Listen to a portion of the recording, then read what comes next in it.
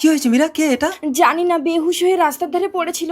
তুমি তাড়াতাড়ি এক গ্লাস জল দাও। আচ্ছা আচ্ছা, এ না, কি দরকার বলো তো মীরা? এই যুগে তুমি যার উপকার করবে সেই তোমার ক্ষতি করবে। তাই বলে মানুষের উপকার করবো না? এই তো জ্ঞান ফিরেছে, বোতলটা ধরো ধরো। ওঠো ওঠো। কে তুমি? এই অবস্থা কে করেছে তোমার? আমি কিছুই মনে করতে পারছি না। আচ্ছা ঠিক আছে, সুস্থ হয়ে গেছে, এবার ওকে ছেড়ে দাও। কি বলো? ও তো কিছুই মনে করতে পারছে না। ছেড়ে দিলে কোন দিকে চলে যাবে তার ঠিক আছে? এইভাবে কেটে গেল অনেক দিন। মীরা, দিদি বাপের বাড়ি গেছে। কি হলো? তুমি দরজা বন্ধ করছো কেন? রক্ত মাংস গড়া শরীর তো, তাই আর সহ্য করতে পারছি না গো। অপরাজিতা, তুমি ভুলে যেও না, তোমাকে রাস্তা থেকে তুলে এনে আমার স্ত্রী এই বাড়িতে জায়গা দিয়েছিল, আর তুমি তারই পিঠে ছুরি মারতে চাইছো? আমি তোমার বউ হয়ে তোমার ঘর করতে চাই। এই, তুমি এই মুহূর্তে বেরিয়ে যাও আমার ঘর থেকে।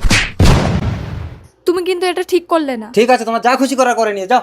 আমি চ্যালেঞ্জ করছি, আমি তোমার বউ হয়ে তোমার ঘর করব। বৌদি, বৌদি, কি হয়েছে ভোলা ঠাকুরপো?